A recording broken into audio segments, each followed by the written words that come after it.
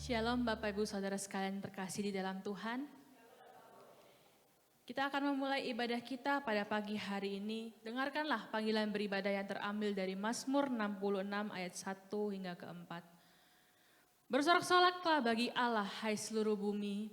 Mazmurkanlah kemuliaan namanya. Muliakanlah dia dengan puji-pujian. Katakanlah kepada Allah, betapa dahsyatnya segala pekerjaanmu. Oleh sebab kekuatanmu yang besar, musuhmu tunduk menjilat kepadamu. Seluruh bumi sujud menyembah kepadamu dan bermazmurlah bagimu, memazmurkan namamu. Mari kita sejenak menyiapkan diri kita untuk beribadah, kita mengambil waktu teduh sejenak.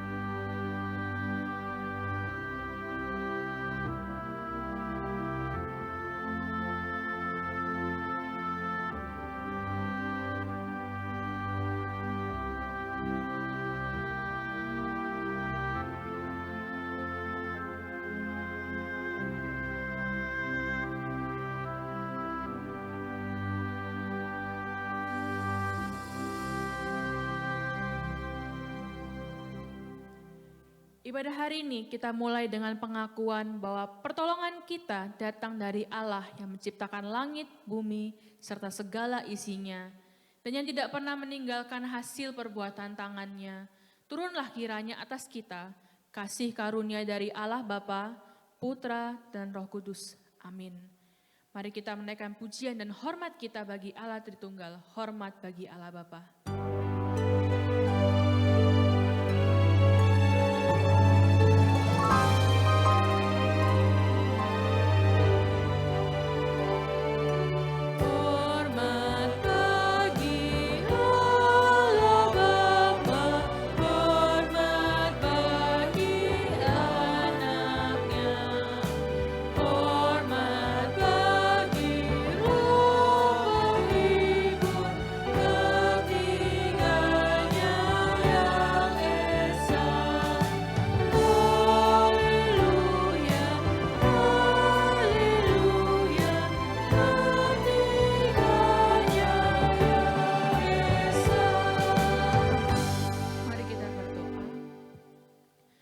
Tuhan Allah Bapa kami, Allah yang tata di kerajaan surga, sungguh kami mengucap syukur Tuhan untuk pagi hari ini Tuhan yang Kau berikan kepada kami.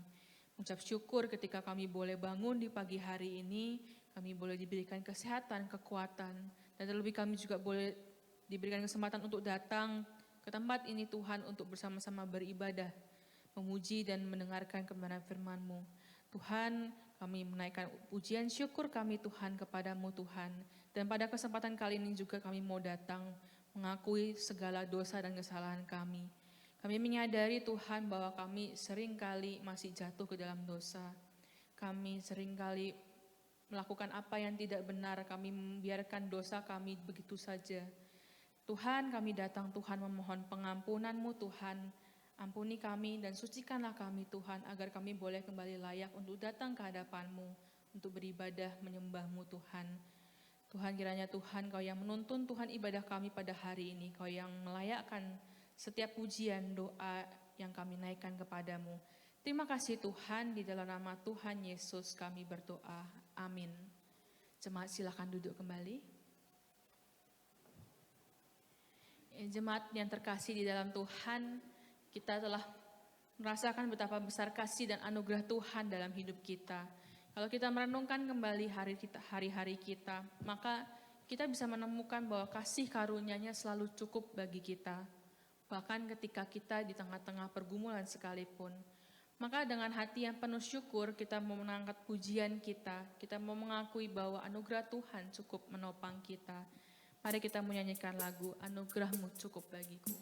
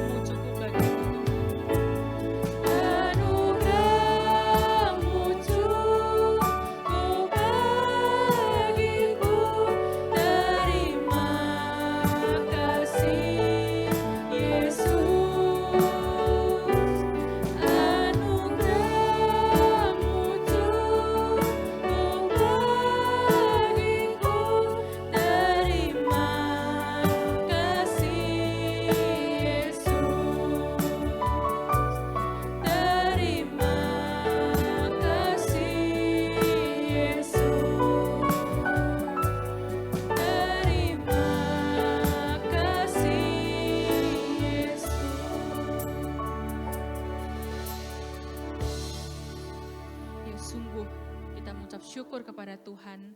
Dan kita mau kembali menaikkan pujian kita kepada Tuhan. Kita mau senantiasa bersyukur atas kasih setianya yang tak berkesudahan. Mari saya mengajak jemaat sekalian untuk bangkit berdiri dengan hati yang penuh syukur dan sukacita, dengan bertepuk tangan. Mari kita mau bersama-sama memuji Tuhan tak berkesudahan.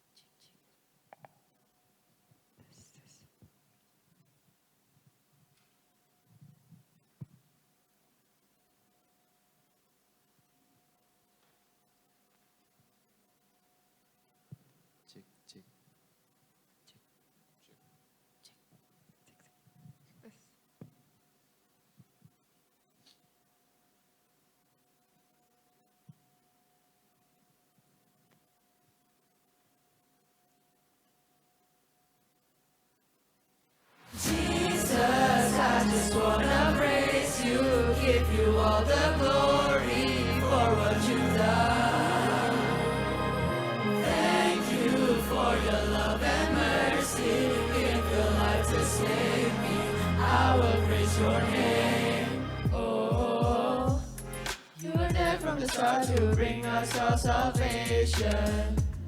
I was wrong and a mess and in desperate need of grace. You found me, I was hopeless, broken. Then you came and turned my life around. Son of God, be exalted. So I will keep my faith. Oh, faith, your power gives me strength. It's only by your grace. Oh, grace, you are worthy of our worship and praise. Oh, Jesus, I just wanna praise you, give you all the glory for what you've done. Thank you for your love and mercy. Give your life to save me, I will praise your name. Oh, for the rest of my life I will sing about your goodness. Let me testify your love has set me free. I give you all the glory, honor for all the ways you turn my life around. So I will keep my faith. Oh, faith gives me strength. It's only by your grace. Oh, grace, you are worthy of our worship and praise. Oh, Jesus, I just wanna praise you, give you all the glory for what you've done. Thank you for your love and mercy. Give your life to save me, I will praise your name. I walk to the valley, let your love come and find me. Wanna run to your mercy. I will praise your name. King of the glory, I know you've got me through. Only you are worthy, I will praise your name. So I will keep my faith. Oh, faith, your power give me strength. It's only by your grace. Oh, praise, you are worthy of our worship and praise. So I will keep my faith. Oh, faith, your power gives me strength. It's only by your grace. Oh, praise, you are worthy of our worship and praise. Jesus, I just wanna praise you, give you all the glory for what you've done. Thank you for your love and mercy. Give your life to save me, I will praise your name. When I walk to the valley, let your love come and find me. Wanna run to your mercy, I will praise your name. When I think of the glory and all you brought me through, only you are worthy, I will praise your name. Oh.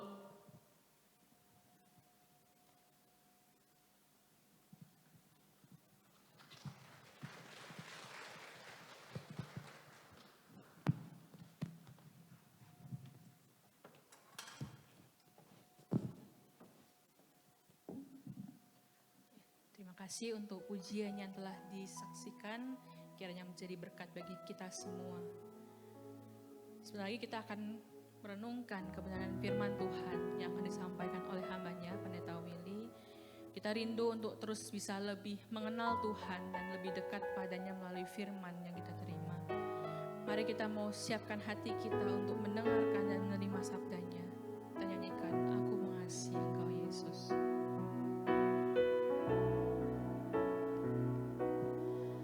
Aku mengasihi Engkau Yesus dengan segenap hatiku. Aku mengasihi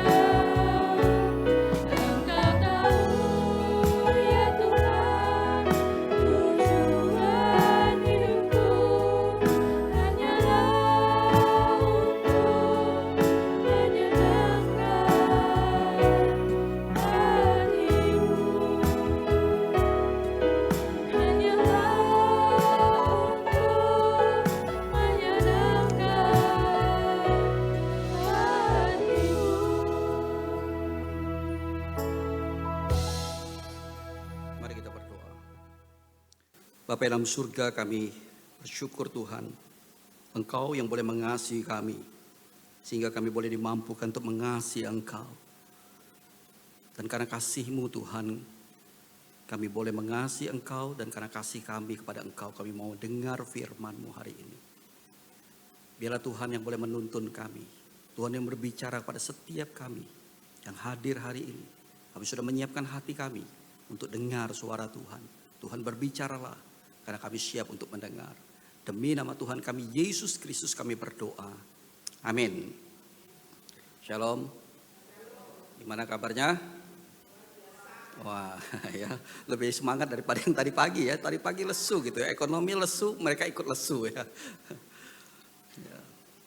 Nah, saudara, hari ini kita akan berbicara mengenai sorga. Aku ingin ke sana. Nah, saya ingin mulai dengan sebuah pertanyaan.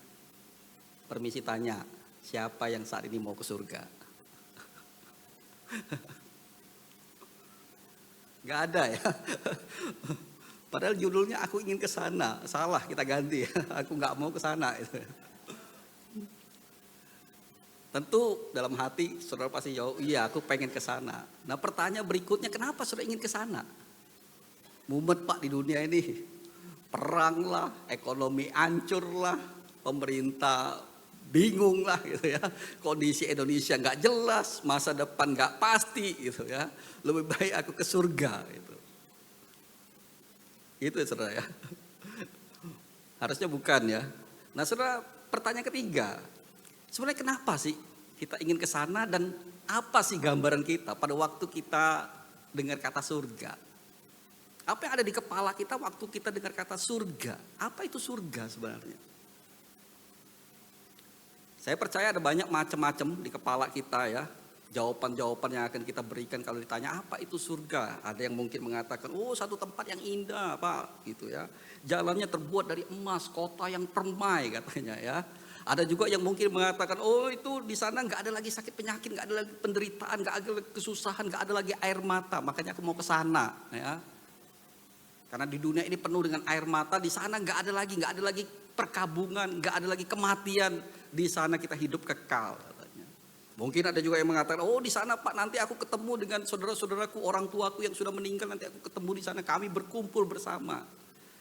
Atau ada yang mengatakan, oh itu tempat yang penuh dengan damai. Penuh dengan sejahtera, di sana bahagia, kita akan ketawa di sana.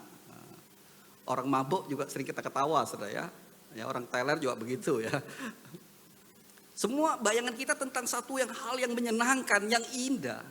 Tapi pertanyaan saya, kalau seandainya sampai di sana ternyata Yesus nggak ada, saudara masih mau ke sana?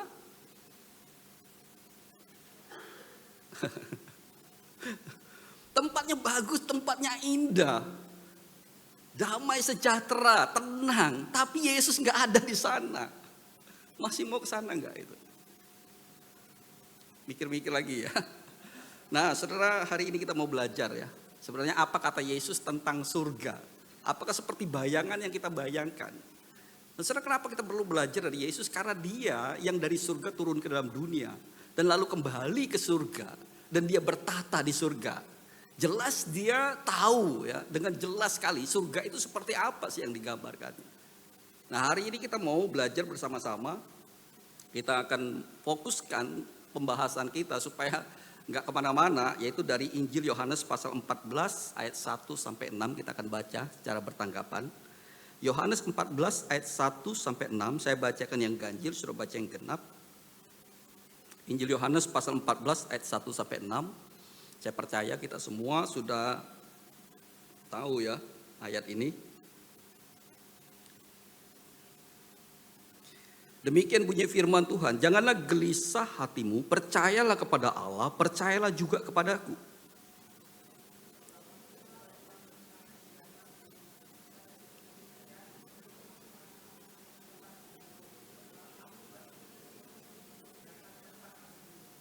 Dan apabila aku pergi ke situ dan telah menyediakan tempat bagimu, aku akan datang kembali dan membawa kamu ke tempatku, supaya di tempat di mana aku berada, kamu pun berada.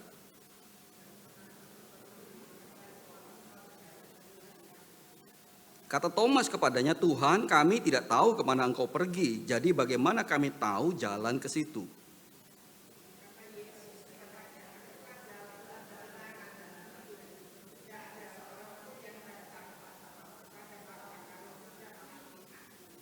Nah, saudara, kita akan sama-sama lihat sebenarnya surga itu apa menurut Yesus.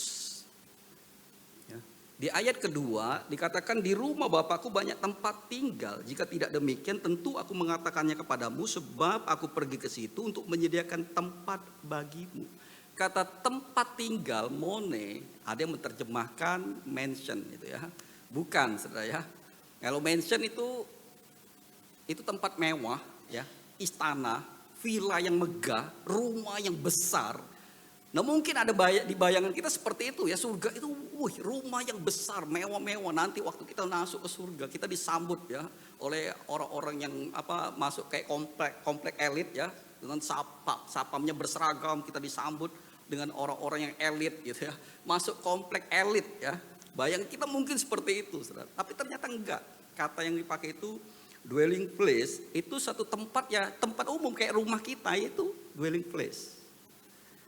Karena yang ditekankan dari dwelling place bukan soal tempatnya, bukan soal bangunannya, yang ditekankan di sini adalah apa? Relasinya, hubungannya, kebersamaannya. Sebenarnya itu yang disebut dengan tempat. Nah, itu sama, saudara, dengan budaya orang Yahudi. Di dalam pernikahan orang Yahudi, ketika seorang pria itu hendak menikah, dia akan bertunangan. Nah, tunangannya ini beda, saudara, dengan tunangan kita hari ini ya. Kalau hari ini ya ikatannya tidak sampai sekuat orang Yahudi. Ketika orang Yahudi itu bertunangan, sebenarnya secara hukum mereka itu sah sebagai suami istri, saudara. Jadi itu nggak bisa dipisahkan lagi. Sah sebagai suami istri, hanya saja tidak serumah. Makanya kan pada waktu kisah Yusuf dan Maria dikatakan dia bertunangan, kita bingung kok diceraikan kan? Kan belum nikah ya kan? Bagi orang Yahudi sudah sah sebagai suami istri. Hanya saja di masa itu mereka belum satu rumah. Sang pria pada waktu selesai bertunangan, dia akan kembali ke rumah papahnya. Ngapain? Nyiapin rumah. Jadi orang Yahudi kalau dia menikah, seorang pria itu dia nggak akan tinggalkan rumah papahnya, dia nggak akan pergi jauh-jauh. Dia akan kembali ke rumah papahnya, lalu dia bangun rumah di samping rumah papahnya. Nah, ketika dia bangun rumah, dia akan bangun teras, itu akan menyatu dengan teras punya papanya. Nah, inilah gambaran yang Yesus maksudkan tentang tempat itu. Ada satu teras di mana kita akan semua berkumpul di sana. Tempat itu adalah tempat kebersamaan, tempat di mana mereka berbicara, ngobrol, tempat mereka bertemu, tempat mereka tertawa, tempat mereka makan bersama. Dan itulah tempat yang Yesus maksudkan. Ada satu tempat berkumpul di mana satu keluarga sama-sama. Nah, gambaran Yesus tentang surga, tentang tempat itu, mone itu adalah tempat kita berkumpul. Satu keluarga Allah berkumpul bersama-sama dengan Allah. Nah, saudara, pegang ini baik-baik ya. Saya akan terus omongin soal relasi bersama-sama, bersekutu. Dan itulah gambaran surga yang digambarkan oleh Yesus. Dan itu ditegaskan oleh Yesus di ayat yang ketiga. Dia mengatakan, apabila aku pergi ke situ dan menyediakan tempat bagimu, aku akan datang kembali dan membawa kamu ke tempatku, supaya di tempat di mana aku berada, kamu pun berada. Saudara perhatikan kata membawa itu paralambano ya. Kata paralambano berasal dari dua kata, para dan lambano ya. Nah, para itu di samping, lambano itu membawa atau menerima. Harapiannya itu menerima seorang berada di sisi. Gambaran sederhananya kalau saudara pergi sama teman saudara, ayo pergi makan bro. Saudara gandeng dia, peluk dia begini, lalu pergi bareng berdua. Itu paralambano. Jadi saudara, ayat ini Yesus bawa kita, bukan cuma dia nganterin kita, oke, nih sampai ke surga loh ya. Sudah enggak, tapi bareng-bareng jalan gitu. Bersama-sama. Ingat, saya gambarkan bersama-sama. Itu selalu ditekankan Yesus. Sorga bukan soal tempat yang akan kita tuju, tapi kita bersama-sama dengan Yesus. Makanya di kalimat berikutnya Yesus mengatakan, supaya di tempat di mana aku berada, kamu pun berada. Bukan tempatnya yang difokuskan oleh Yesus. Siapa? Aku ada di mana, kamu ada juga di situ. Bersama-sama. Jadi bukan soal tempatnya, tapi aku ada di situ, kamu juga ada di situ. Kamu bersama dengan aku. Nah, saudara, kebenaran ini juga kita temukan di mana di kitab Wahyu pasal 21 ayat 2 sampai 3. Baca sama-sama ya. 1, 2, 3. Dan aku melihat kota yang kudus, Yerusalem yang baru, turun dari surga, dari Allah yang berhias bagaikan pengantin, perempuan yang berdandan untuk suaminya. Lalu aku mendengar suara yang nyaring dari tahta itu berkata, lihatlah kemah Allah ada di tengah-tengah manusia, dan ia akan diam bersama-sama dengan mereka. Mereka akan menjadi umatnya, dan ia akan menjadi Allah mereka. Saudara, lihat ayat 2 dikatakan apa? Gambaran hubungan kita dengan Allah itu digambarkan seperti seorang pengantin. Saudara. Itu Alkitab selalu mengulang-ulang itu. Makanya di awal tadi saya sudah ngomong bahwa ini berkaitan dengan tradisi Yahudi. Kalau pria menikah, dia akan bangun rumah, dia akan ajak balik lagi, jemput mempelai perempuannya, dia bawa ke rumahnya. Sama, saudara. Bagaikan pengantin perempuan, Allah turun, dia jemput kita pengantin perempuannya. Untuk apa itu? Lihatlah kemah Allah ada di tengah-tengah manusia. Dia bangun kemahnya untuk apa? Untuk diam bersama-sama mereka. Jadi saudara lihat, bukan soal kota yang megah, bukan soal tempatnya yang indah, tapi yang difokuskan di dalam Alkitab apa? Yaitu bersama-sama dengan Allah. Allah diam bersama-sama dengan kita. Nah, saya ajak kita untuk melihat kebalikannya. Yaitu berbicara tentang penghakiman terakhir, berbicara tentang neraka. Ketika saudara berpikir tentang neraka, apa yang ada di benak saudara? Yang kita bayangkan apa? Api, siksaan, penderitaan. Pokoknya semua hal yang menyeramkan. Kalau kita berbicara tentang neraka, pasti itu ya. Makanya kita nggak mau ke neraka karena menyeramkan, tempatnya menyeramkan, api semua di situ, siksaan semua, penderitaan semua, air mata ada di sana. Makanya aku nggak mau ke sana. Bukan, saudara. Yang menyeramkan bukan itu. Apa yang digambarkan Alkitab tentang neraka? Ini 2 Tesalonika 1 ayat 9, baca sama-sama 1, 2, 3. Mereka ini akan menjalani hukuman kebinasan selama-lamanya, dijauhkan dari hadirat Tuhan dan dari kemuliaan kekuatannya. Dikatakan hukuman kebinasan itu bukan api, bukan penderitaan, bukan. Yang disebutkan apa? Dijauhkan dari hadirat Allah. Gak ada hadirat Allah di sana, gak ada kebaikan Allah, gak ada berkat Allah, gak ada kasih karunia-Nya, gak ada anugerahnya, gak ada damai sejahteranya. Itu yang paling menyeramkan. Itu sebabnya waktu Daud jatuh dalam dosa perzinahan dengan Batseba. Saudara, apa yang paling ditakutkan Daud? Apa permohonan? Dia mengatakan, jangan ambil rohmu yang kudus daripadaku. Daud paling takut itu, dia nggak takut kehilangan kerajaannya, dia nggak takut kehilangan kekuasaannya, dia nggak takut kehilangan hartanya. Yang dia paling takut, Allah menjauh darinya. Gak ada lagi hadirat Allah dalam hidupnya. Karena dia sudah menyaksikan bagaimana kehidupan Saul. Ketika Tuhan menarik diri dari Saul. Roh Allah keluar dari Saul. Selesai. Itu yang paling menyeramkan. Itu yang paling menakutkan. Dari neraka. Tidak ada Allah di sana. Bukan penghukumannya. Tapi kebaikan, anugerah, kasih, kemurahan yang gak ada di sana. Karena itu saudara kita melihat bukan soal tempatnya. Tapi siapa yang ada di sana. Apakah Allah ada di sana. Makanya saya tanyakan tadi. Kalau di sana Yesus tidak ada di surga. Masih mau ke sana saudara. Dan kita akan melihat bagaimana Alkitab memberikan satu benang merah. Secara menyeluruh sangat indah. Dia berbicara tentang bahwa Allah dari sejak semula dia ingin bersama-sama dengan umatnya. Terus perhatikan ini.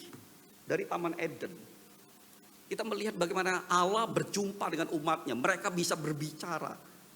Intim sekali kan. Allah bersama dengan manusia dari sejak awal. Di Taman Eden bersama-sama. Tapi manusia jatuh di dalam dosa. Lalu manusia dikeluarkan dari Taman Eden. Lalu di mana Allah menjumpai manusia? Allah hadir di tengah-tengah umatnya karena kerinduannya. Di mana? Di kemah suci. Allah suruh bangun kemah suci. Musa mendirikan kemah suci. Disitulah Allah hadir.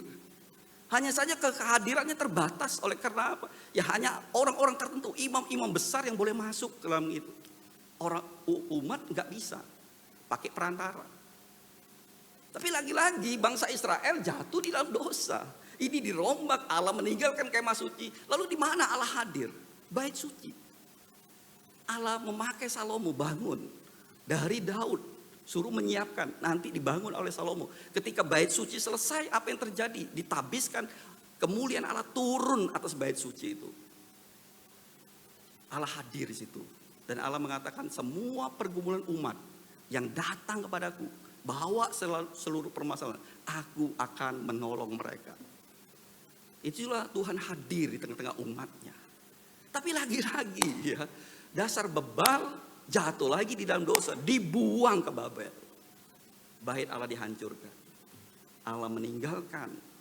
Ya, kalau kita melihat Yehezkiel, Daniel, bagaimana Allah meninggalkan kemuliaannya, meninggalkan bait suci. Lalu di mana Allah hadir? Yesus Kristus. Kalau tadi mereka bergaul erat di Taman Eden, lalu lewat media kemah suci, bait suci. Sekarang Allah betul-betul hadir secara fisik di tengah-tengah umatnya.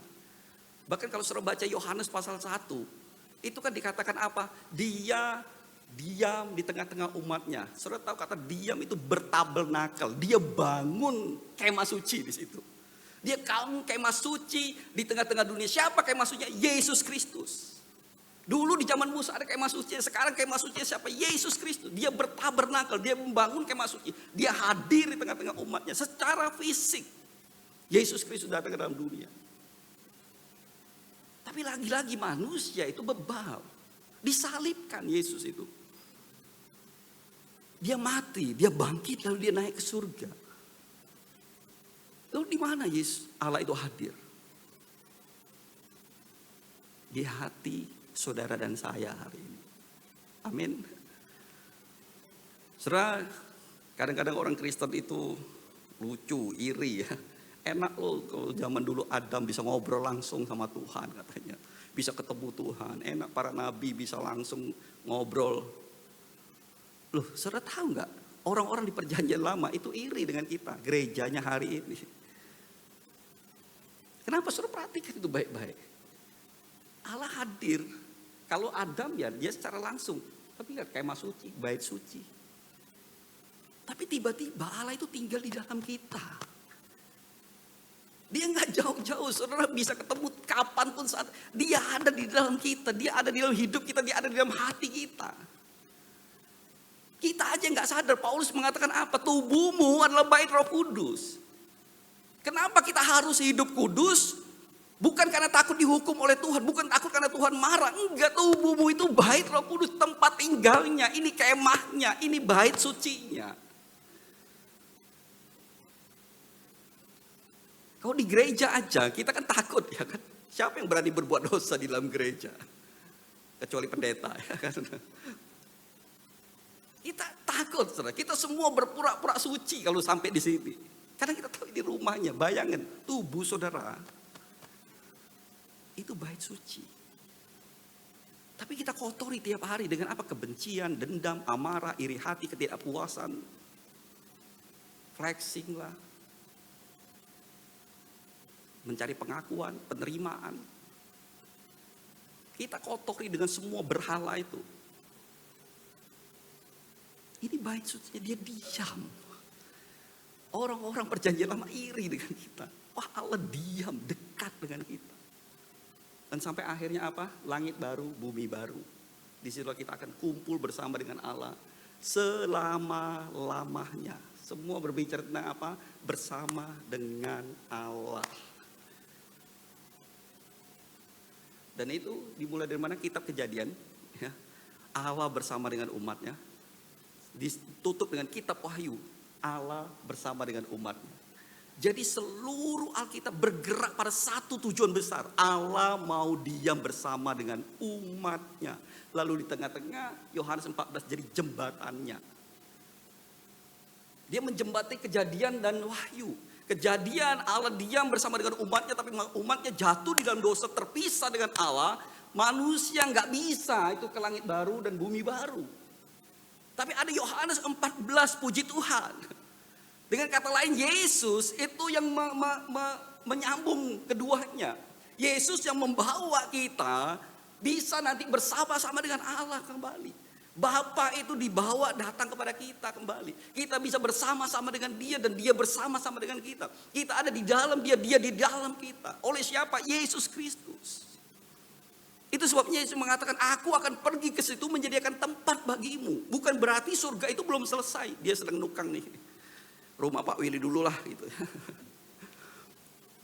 Nanti kalau sudah selesai dipanggil. Bukan saudara ya. Karena persoalannya bukan surga itu sudah siap atau belum. Persoalannya adalah kita yang gak siap.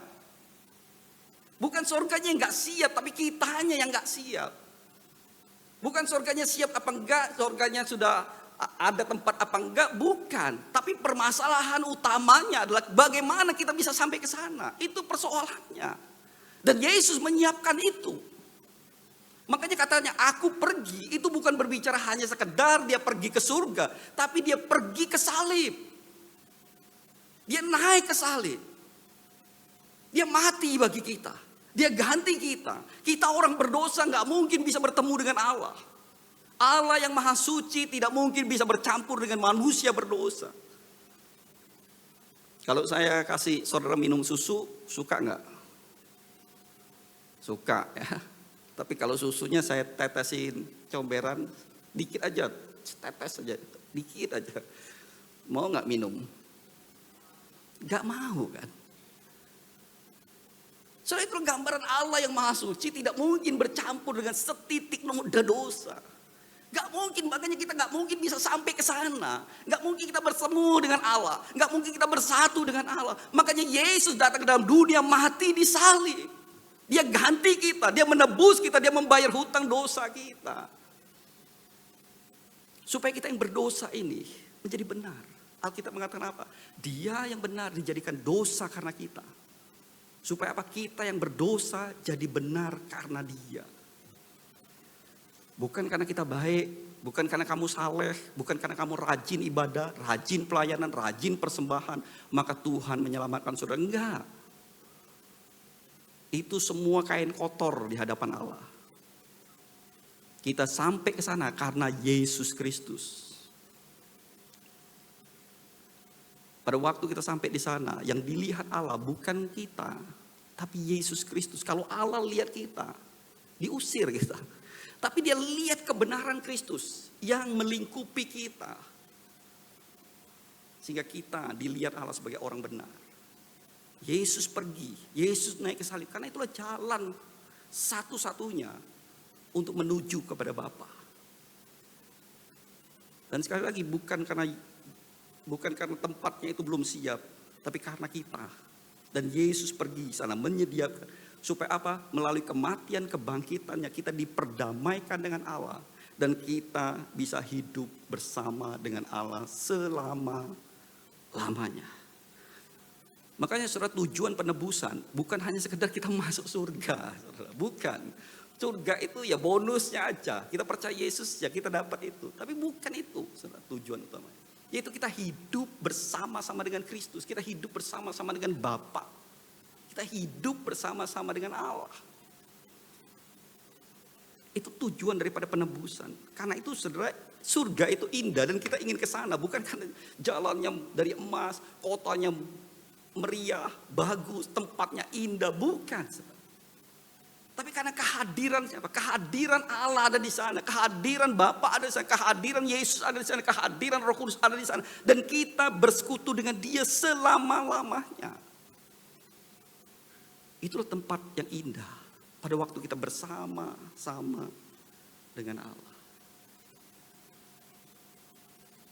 Nah, saudara, mungkin saudara bertanya, dari tadi ngomongin tentang bersama-sama dengan Allah, bersama-sama surga itu bersama-sama dengan Allah.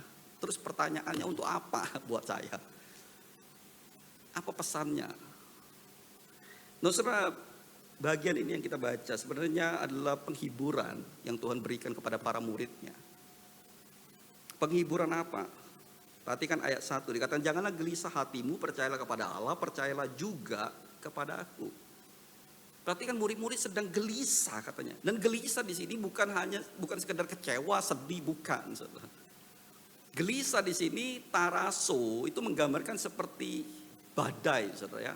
Air laut yang bergelola. Jadi kalau saudara lihat badai itu airnya menggulung sedemikian rupa. Nggak tenang, nggak stabil. Bergolak sedemikian rupa. Saudara, itulah gambaran kira-kira hati murid-murid saat itu. Saudara, apa yang terjadi yang membuat mereka begitu bergoncang, bergolak di dalam hatinya. Kalau saudara lihat konteksnya, sebenarnya Yohanes 14 ini adalah kata-kata perpisahan. Itu adalah malam terakhir sebelum Yesus menuju ke salib. Jadi Yohanes 14 ini kira-kira beberapa jam kemudian Yesus akan pergi naik ke salib. Dan ini kata-kata perpisahan. Kalau saudara baca di pasal sebelumnya, pasal 13, saudara akan menemukan bagaimana Yesus mengucapkan kata-kata yang sangat-sangat menggoncangkan murid-murid. Dia mengatakan, aku akan pergi. Petrus akan berkhianat. Dan ada seorang murid yang akan mengkhianati aku. Saudara bayangkan. Saudara ada di tengah-tengah itu, saudara bagian daripada murid-murid. Saudara ada di tengah-tengah itu. Dan tiba-tiba Yesus ngomong, aku mau pergi. Ini apa-apaan? Kami sudah tinggalkan semua nih. Keluarga, pekerjaan, semua sudah tinggal kehidupan kami yang lama. Kami sudah tinggalkan untuk ikut kamu loh. Katanya kamu Mesias, memberikan pengharapan, kamu adalah panutan kami tinggalkan semua ikut, sekarang mau pergi. Ini apa-apaan? Kalau bisa bayangkan, orang yang mereka harapkan, orang yang mereka andalkan, mereka sudah tinggalkan semua demi Yesus, sekarang Yesusnya pergi. Itu seperti dunia terjungkar balik. Semua menjadi gelap, tidak ada pengharapan lagi. Karena orang yang mereka andalkan sekarang mau pergi. Tapi saudara, di tengah-tengah situasi seperti itulah Yesus berkata, janganlah gelisah hatimu. Percayalah kepada Allah, percayalah juga kepada aku. Saudara, kata percaya di sini, Yesus tidak sedang berbicara tentang iman yang menyelamatkan. Karena murid-murid sudah percaya kepada dia. Tapi sebenarnya Yesus sedang meneguhkan iman mereka. Yesus mengatakan teruslah percaya, tetaplah percaya. Kalau nanti kamu nggak melihat aku lagi, tetaplah percaya. Allah yang kamu percayai sekarang ini juga kamu nggak lihat. Bapak yang kamu percaya juga nggak kamu lihat. Sama, nanti kalau aku nggak ada, percayalah kepada aku. Percayalah bahwa aku nggak pernah meninggalkan kamu. Sebab aku pergi ke situ untuk menyediakan tempat bagimu. Saudara, kata-kata ini ingin mengingatkan murid-murid bahwa dia nggak meninggalkan mereka, nggak mengelabui mereka, nggak membohongi mereka, tiba-tiba pergi ninggalin begitu aja, enggak. Yesus sedang ingin mengatakan bahwa kepergiannya justru mempersiapkan sebuah rencana yang jauh lebih indah dari yang mereka bayangkan. Saudara, murid-murid itu mengharapkan Yesus itu ada bersama dengan mereka. Kalau bisa selama-lamanya ada bersama dengan mereka. Dan Yesus mengatakan, aku sedang menyiapkan itu. Aku akan mewujudkan itu, kita akan bersama-sama. Tapi tempatnya bukan di dunia ini, bukan di tempat yang sementara ini. Tapi nanti di surga, tempat yang kekal. Di mana kita akan bersama-sama selama-lamanya.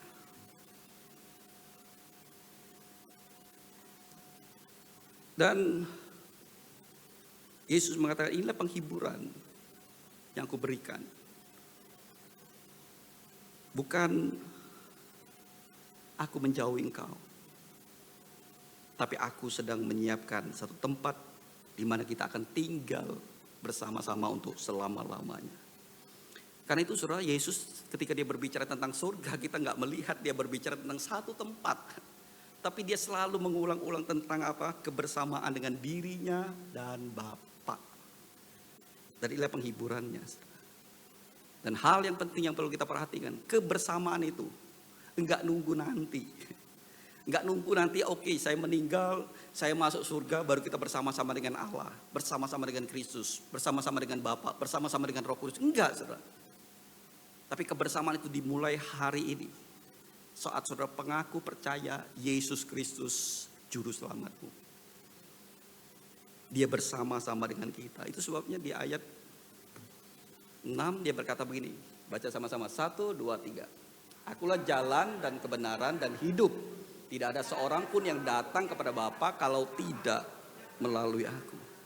Yesus mengatakan, akulah satu-satunya jalan untuk engkau sampai kepada Bapa. Pada waktu engkau percaya kepadaku, Saat ini juga engkau sampai kepada Bapa itu. Bapa itu ada bersama-sama dengan engkau. Kami bersama-sama dengan engkau. Saudara, kata akulah jalan.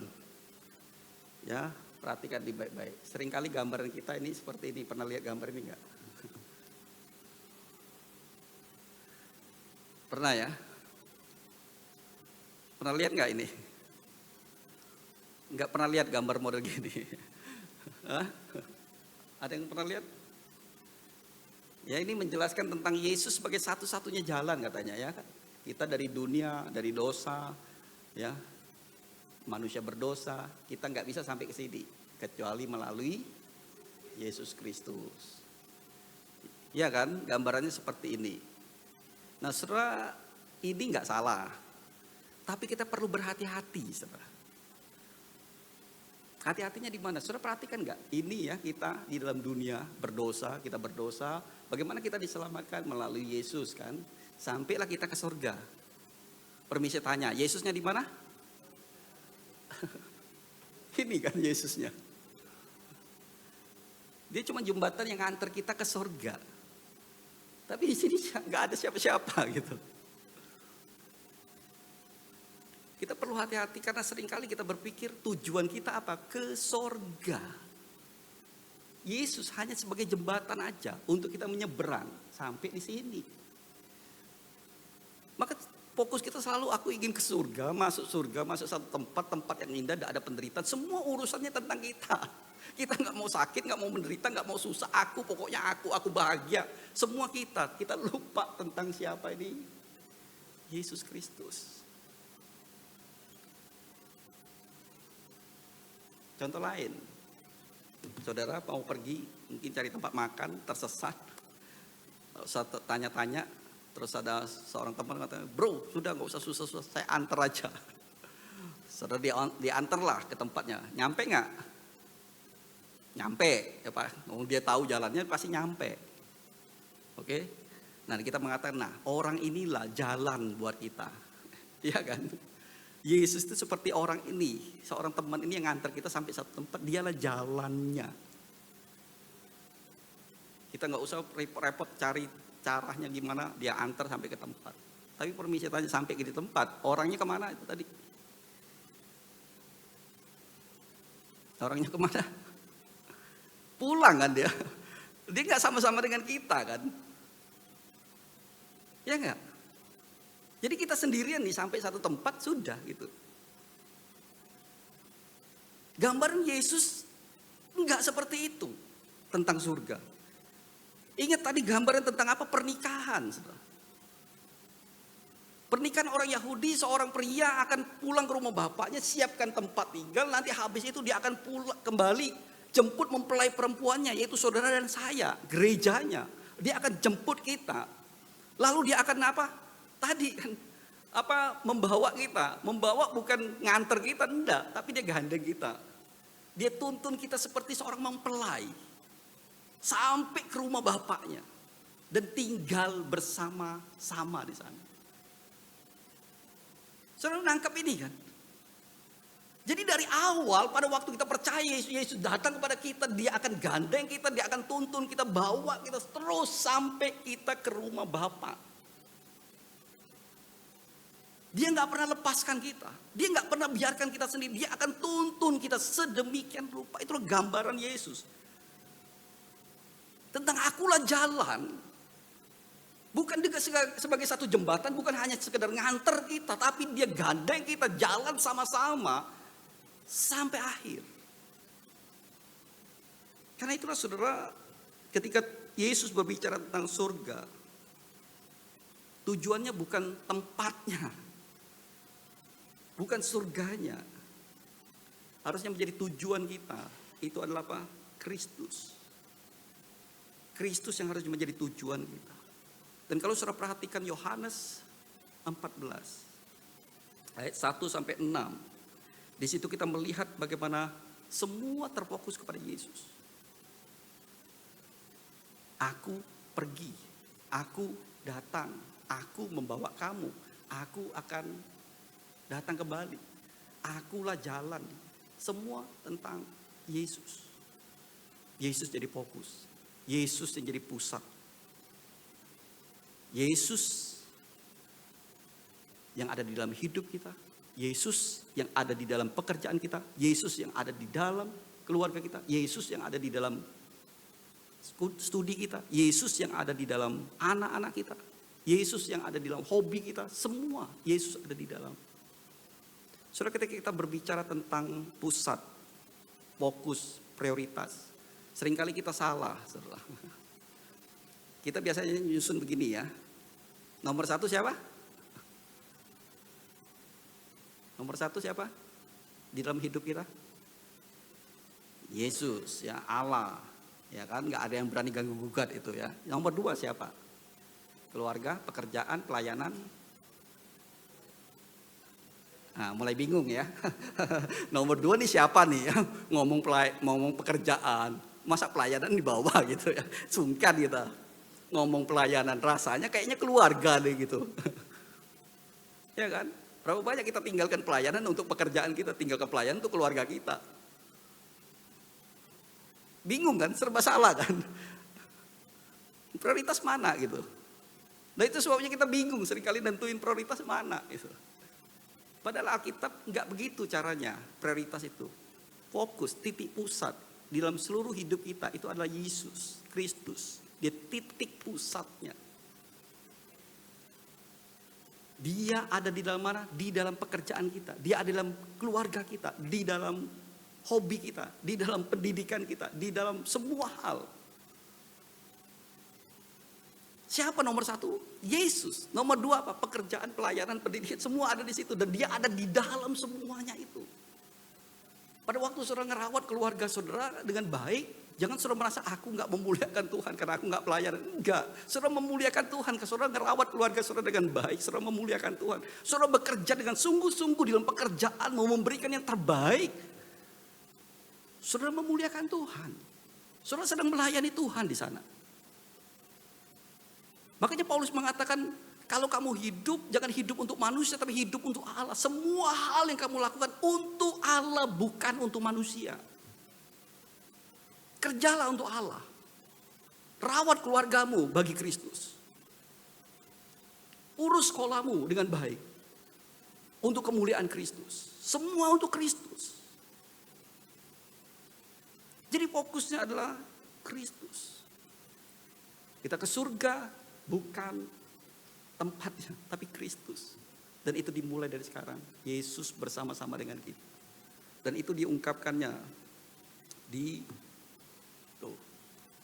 ayat 23. Jawab Yesus, jika seorang mengasihi aku, ia akan menuruti firmanku dan Bapakku dan mengasihi dia. Dan kami akan datang kepadanya dan diam bersama-sama dengan dia.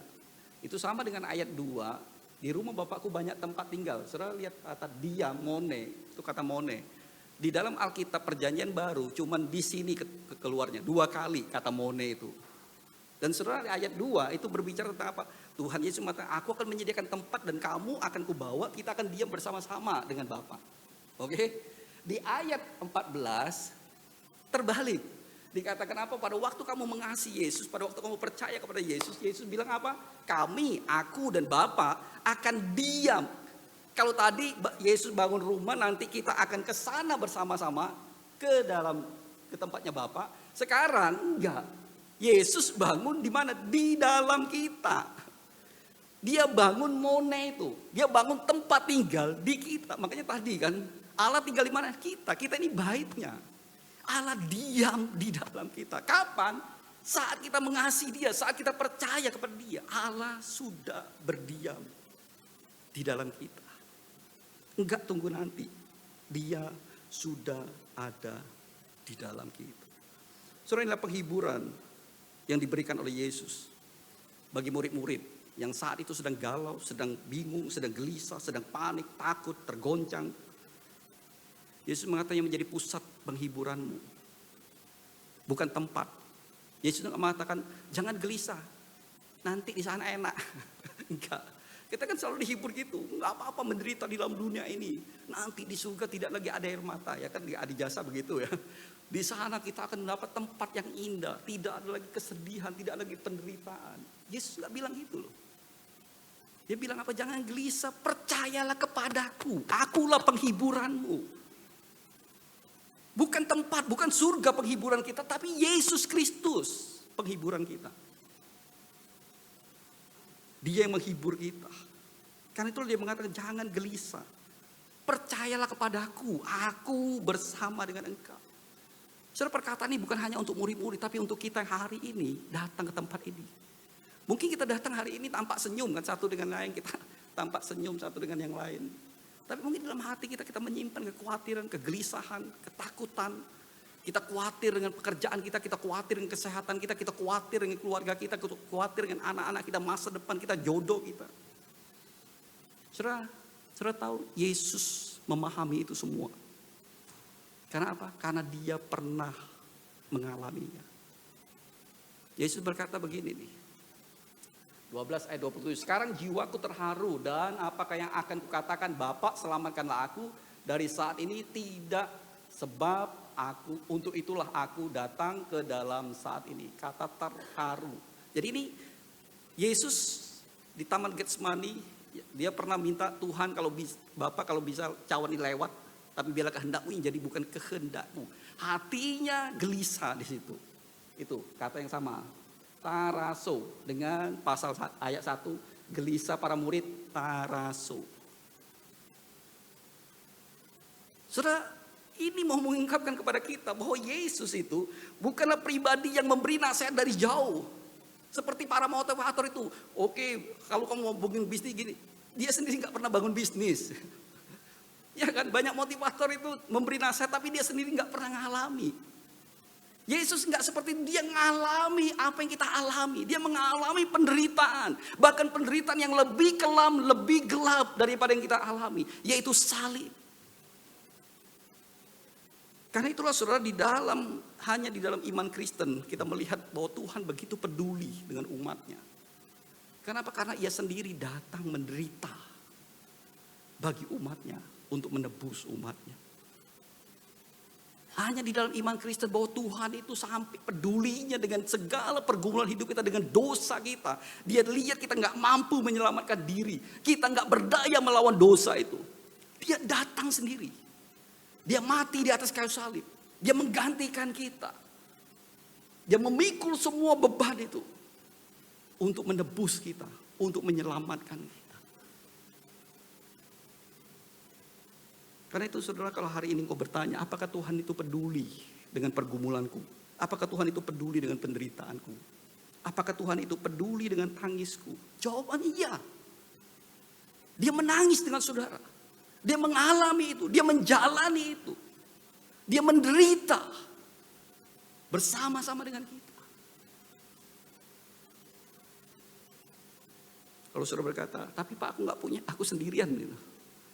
Saudara ingatlah Yesus juga sendirian. Saudara mungkin berkata, Pak aku gak punya rumah. Yesus berkata, anak manusia gak punya liang untuk meletakkan kepalanya untuk tidur. Gak punya tempat dia. Saudara berkata, Pak aku dikhianati. Saudara, Yudas mengkhianati Yesus. Petrus menyangkalnya 3 kali. Terus saudara mengatakan, Pak aku gak ada yang nemeni aku sendirian. Saudara bayangkan 3,5 tahun bersama muridnya pada waktu disalib. Gak ada satupun muridnya di bawah kaki salibnya. Yesus sendirian memikul semua beban itu. Dia mengalami apa yang kita alami. Kalau kita mengatakan aku dikhianati, dia dikhianati. Aku sendirian, dia sendirian. Aku menderita, dia menderita. Aku gak punya tempat, dia juga gak punya tempat. Dia tahu semuanya itu. Dia mengalami semuanya itu. Itu sebabnya kalau saudara mengalami penderitaan dan mengatakan orang semua gak ada yang tahu dengan penderitaanku. Saudara jangan omongkan itu kepada Yesus. Jangan mengatakan Tuhan gak tahu. Tuhan sangat tahu. Dia peduli, dia mengerti karena dia mengalami itu semua. Dia tahu penderitaan. Salib adalah bukti bagaimana Allah itu mengerti dan peduli dengan kehidupan kita. Saudara disalib. Yesus menderita. Bukan supaya kita gak menderita. Tapi supaya kita tahu, sadar bahwa di tengah-tengah penderitaan kita nggak pernah sendiri. Dia bersama dengan kita. Dia tidak pernah menghilangkan penderitaan kita, tapi dia menjanjikan bahwa dia menyertai kita. Dia ada bersama dengan kita. Dia tinggal diam di dalam kita dengan seluruh pergumulan yang kita hadapi. Karena itu saudara, kalau hari ini saudara sedang menghadapi satu pergumulan, kalau hari ini beban berat yang saudara harus pikul, kalau hari ini saudara menghadapi satu kesulitan, saudara ingatlah satu hal, bahwa juru selamatmu tak pernah meninggalkanmu. Juru selamatmu bersama dengan saudara dan saya. Ketika dia bersama dengan kita, itulah pengharapan kita. Kita memiliki pengharapan. Dan pengharapan itu saudara, gak ada yang bisa ambil. Apapun dan siapapun gak bisa ambil. Ketika Yesus bersama kita, itulah pengharapan kita. Itulah penghiburan kita. Amin saudara. Kiranya Tuhan memberkati kita. Mari kita meresponi firman Tuhan. Kita mau angkat satu pujian sebelum kita masuk di dalam sakramen perjamuan kudus hari ini.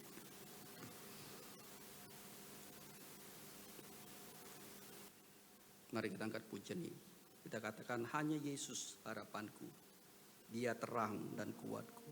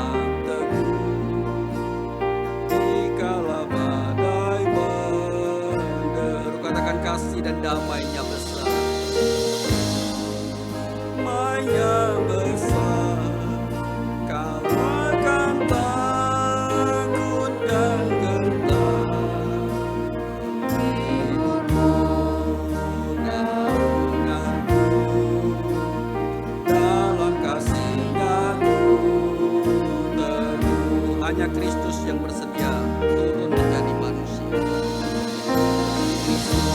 Kristus yang bersedia turun menjadi manusia. Datang selamatkan umatnya, walau dihina dicerca. Menyembah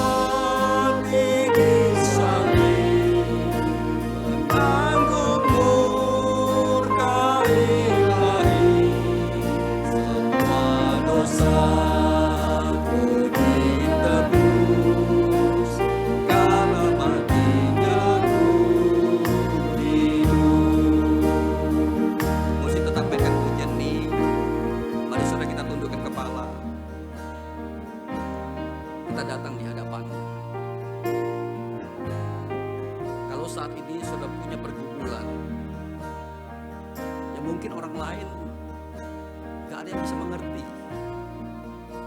Pasanganmu gak mengerti, anak-anakmu, orang tuamu, teman-temanmu.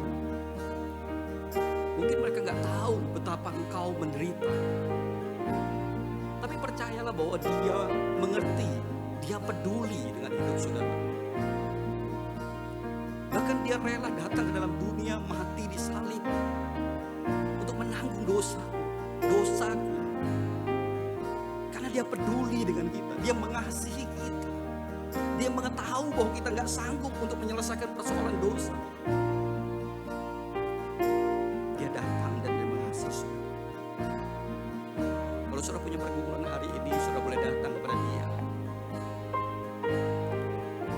Saudara boleh minta pertolongannya. Saudara serahkan seluruh pergumulan hidup saudara.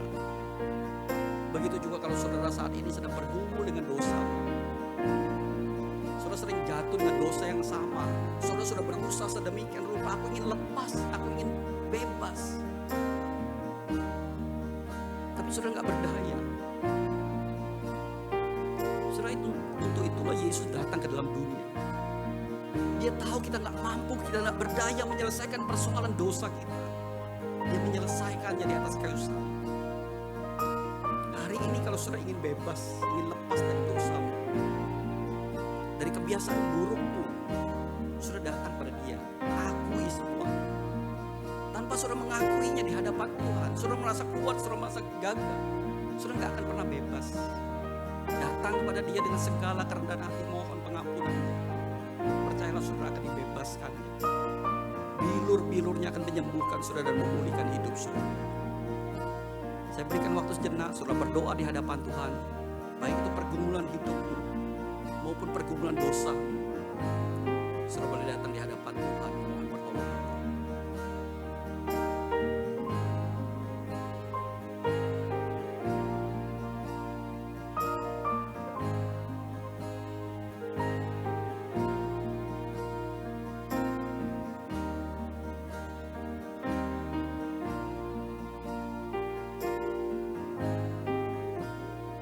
Saya undang sama-sama kita beri, kita katakan dalam hidupku tak sesal. Saya undang kita sama-sama berdiri. Tak sesal.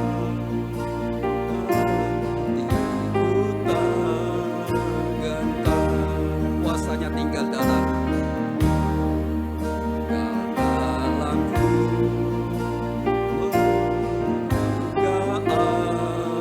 Jangan katakan tiada yang dapat pisahkan.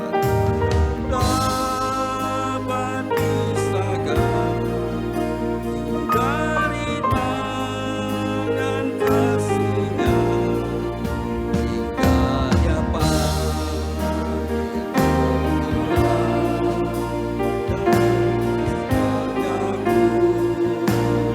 Katakan tiada yang dapat pisahkan.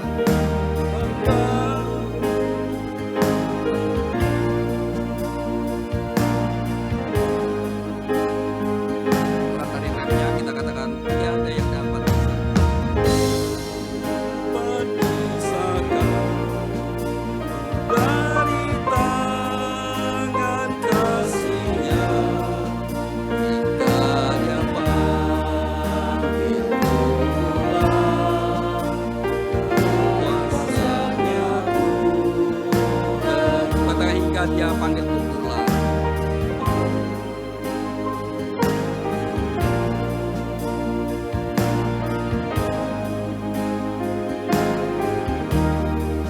Hingga Dia panggil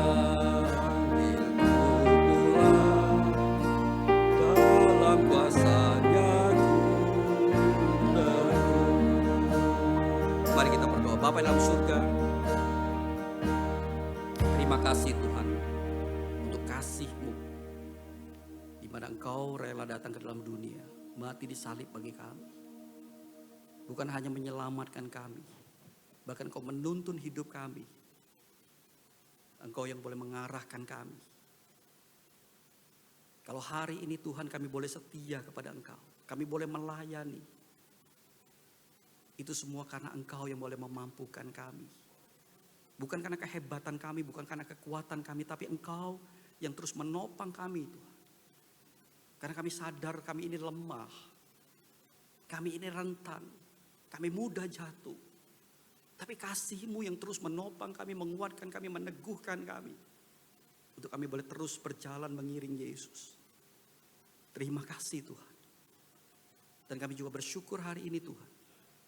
Kami boleh diundang duduk semeja dengan Engkau. Di dalam perjamuan-Mu yang kudus. Tuhan, biarlah ini menjadi mengingatkan kami sekali lagi. Betapa Engkau mengasihi kami. Betapa Engkau mencintai kami. Dan biarlah kami terus ingat anugerah-Mu dalam seluruh hidup kami. Dan kami hidup di dalam anugerah-Mu. Karena anugerah-Mu lah yang menopang kehidupan kami Tuhan. Terima kasih Tuhan untuk segala kebaikan-Mu boleh mengundang kami duduk semeja dengan Engkau. Terpujilah Engkau Tuhan. Demi nama Tuhan kami Yesus Kristus kami berdoa. Amin. Jemaat persilakan duduk.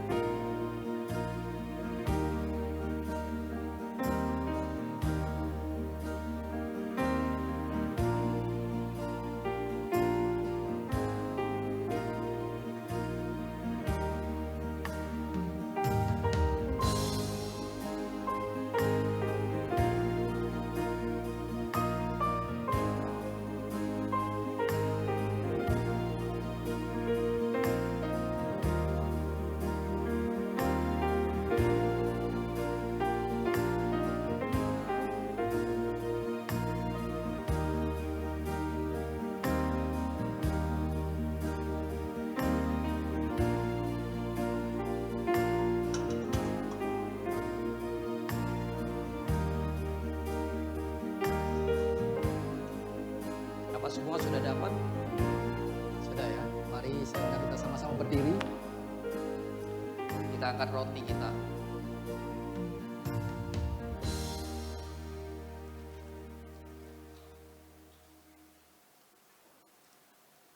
Mari dengan iman kita menerimanya.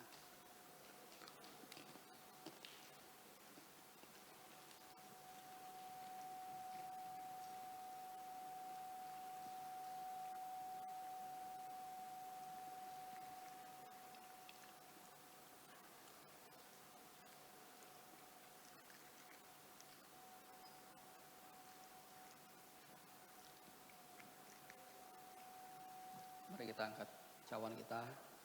Mari dengan iman kita menerimanya.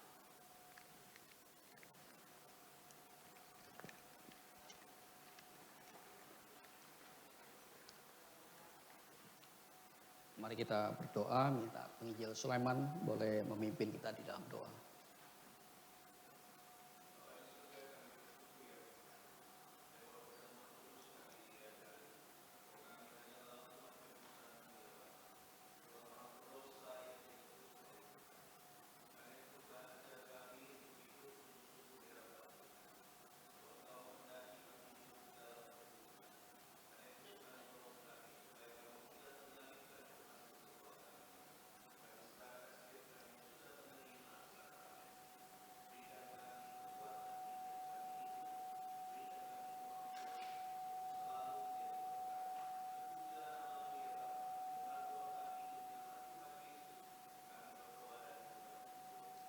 Amin. Jemaat persilakan duduk.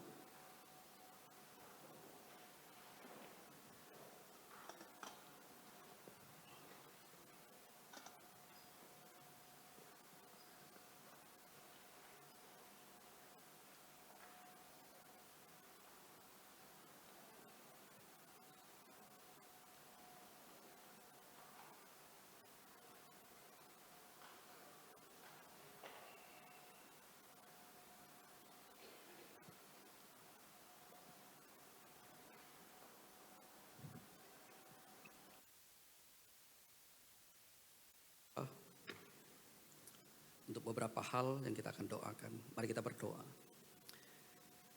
Sekali lagi kami bersyukur Tuhan atas kasih karunia-Mu bagi hidup kami. Terima kasih untuk keselamatan yang Tuhan boleh berikan bagi setiap kami. Kami bersyukur Tuhan, Engkau bukan hanya menyelamatkan kami, tapi Engkau juga boleh menyertai kehidupan kami.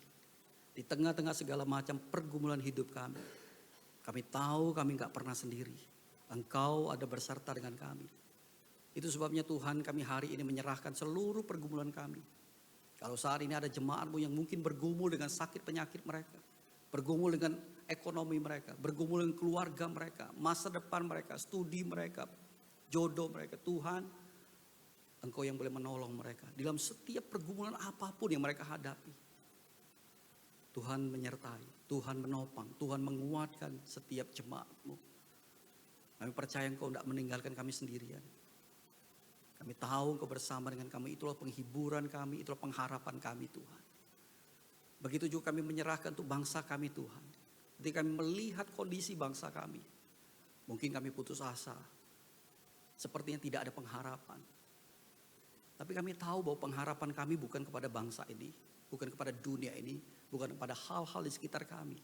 Pengharapan kami letakkan di dalam Yesus Kristus.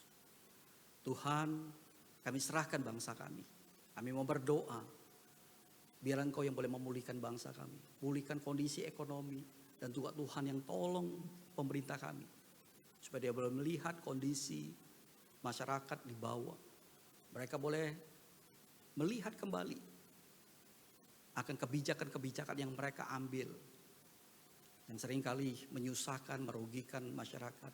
Kami berdoa, bila ke depan pemerintah kami boleh mengeluarkan kebijakan-kebijakan yang boleh mendatangkan kesejahteraan bagi masyarakat. Kami serahkan bangsa kami Tuhan. Engkau yang pimpin, Engkau yang sertai. Tempat di mana Tuhan yang sudah menempatkan kami di tempat ini. Kami percaya Tuhan punya maksud, punya rencana bagaimana kami boleh hidup di negeri ini, di kota ini, untuk berkarya bagi kemuliaan-Mu. Kami serahkan Tuhan untuk bangsa kami ke dalam tangan-Mu. Terpujilah Engkau, demi nama Tuhan kami Yesus Kristus kami berdoa. Amin. Saya undang kita sama-sama berdiri, kita akan mengakui pengakuan iman kita, pengakuan iman rasuli. Pengakuan iman rasuli. Aku percaya kepada Allah, Bapa yang Maha Kuasa, Khalik langit dan bumi, dan kepada Yesus Kristus, anak yang tunggal Tuhan kita, yang dikandung dari Roh Kudus, lahir dari anak darah Maria, yang menderita sengsara di bawah pemerintahan Pontius Pilatus, disalibkan, mati dan dikuburkan, turun ke dalam kerajaan maut. Pada hari yang ketiga, bangkit pula dari antara orang mati, naik ke surga, duduk di sebelah kanan Allah, Bapa yang Maha Kuasa. Dan dari sana ia akan datang untuk menghakimi orang yang hidup dan yang mati. Aku percaya kepada Roh Kudus, gereja yang kudus dan am, persekutuan orang kudus, pengampunan dosa, kebangkitan tubuh, dan hidup yang kekal. Amin. Jemaat persilakan duduk.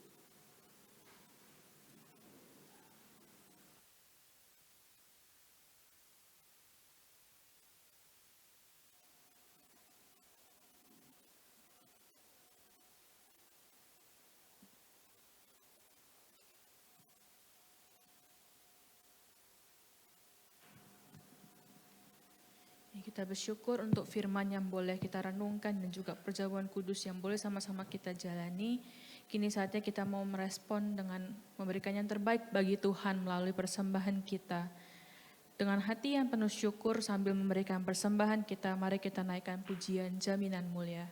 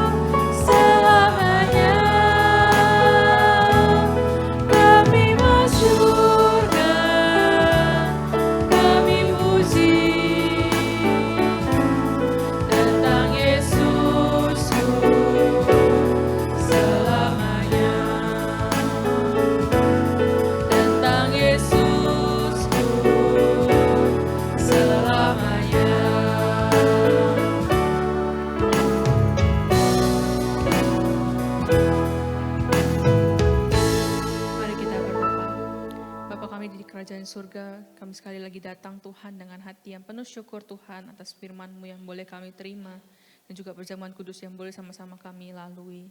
Dan saat ini Tuhan kami datang ingin memberikan persembahan kami kepadamu. Tuhan kiranya Tuhan Kau yang melayakkan kami Tuhan, melayakkan persembahan yang kami berikan. Dan biarlah persembahan ini boleh dipakai untuk pekerjaan pelayanan-Mu Tuhan di tempat ini. Terima kasih Tuhan, di dalam nama Tuhan Yesus kami berdoa. Amin. Biarlah segala pujian, hormat dan kemuliaan hanya bagi Allah Tritunggal. Doksologi.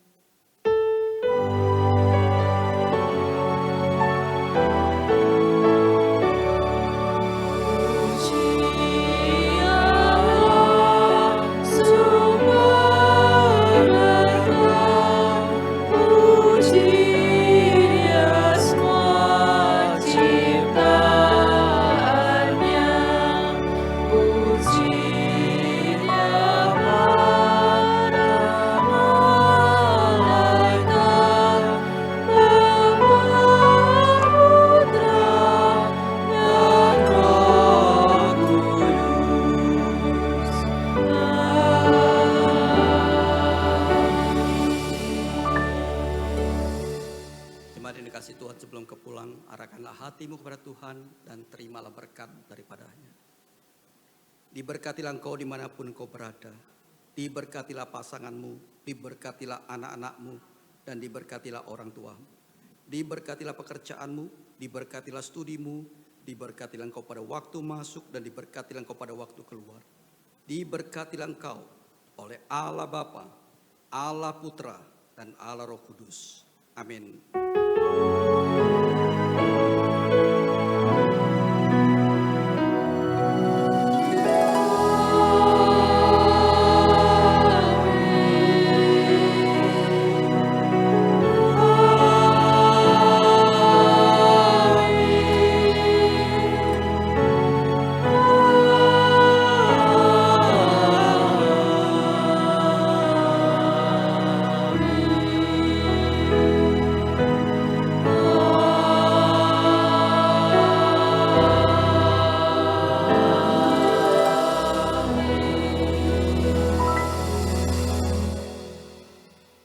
Silakan duduk, doa teduh, ibadah kita selesai.